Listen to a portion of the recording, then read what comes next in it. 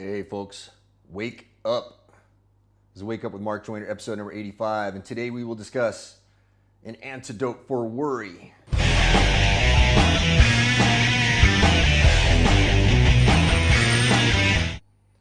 All right, and this is kind of our specialty at Simpleology in a way. Why? The software is designed to get you to stop worrying and start doing.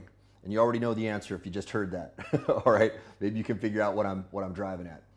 So Simpleology, when you use it and you drop stuff into the dream catcher, you're sending the signal to the brain that says, hey, unload it from your conscious working memory, which is limited to about 7 bits of data, plus or minus 2, and just let it go, because the brain knows, all right, next time you do start my day, you're going to process that stuff and you're going to do something practical with it and you're going to make an intelligent decision about it. If you don't do that, it burns up your working memory. This is why we need closure in life.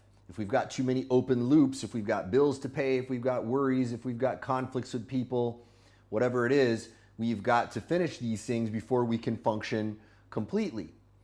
Or we just need to let so much time pass that we end up forgetting them. But some people can go and hold on to things for years and years and years and years, right? Some folks don't let stuff go.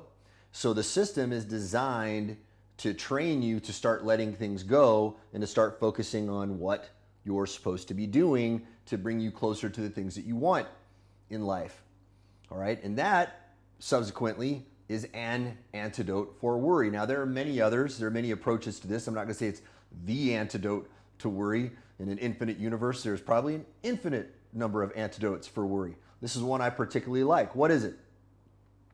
It's to focus in on something and do it, especially something imminently practical that leads toward what you want. The great Maxwell Maltz said, it is very hard to balance a bike standing still, but it's exceedingly easy to balance a bike that is moving forward. Therefore, humans need goals.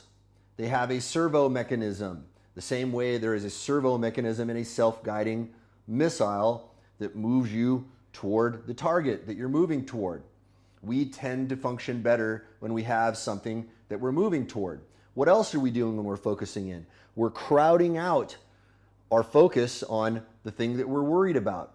Instead of putting our energy and attention on the thing that we're worried about, we're putting our energy and attention on something practical that is moving us forward. Okay, because we only have 7 bits of data plus or minus 2, it forces us to let go of these things. And it also sends a signal to the brain that, hey, mommy's not coming around to solve the problem for us. We got to solve it ourselves.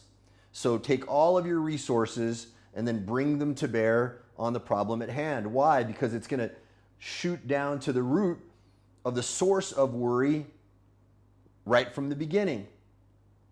Okay, so get clear on what it is that you want, focus in on it, spend all of your time thinking about that, how you're going to get that, and doing stuff. Okay, don't just think about it. Think about it a little bit, but 90% of your time should be spent on moving toward it. 90% of your working time. Yes, you need some relaxation time. Okay, some people need more than others. But I challenge you to question how much you actually need. You probably need less than you think. You probably need more movement when you think you need more rest. Most of us. Now there's some people, if you're actually legitimately overtraining, even though C.T. Fletcher says there is no such thing, if you're legitimately doing that, I ain't talking to you. But that I'm probably talking to you, statistically speaking. Why? Most of us don't do this. Most of us are sitting around waiting for things to happen. We're worrying about things. And then we're looking externally for all of the solutions when we should be focusing internally and taking matters into our own hands. If no one is coming to save us, we may as well save ourselves. What's wrong with that? What could possibly be wrong with saving ourselves? And maybe someone is coming to save you. I don't know. And if they do, well, that's cool. That's just a little bit less work they got to do. All right, folks, you have a beautiful day, and I will talk to you all tomorrow.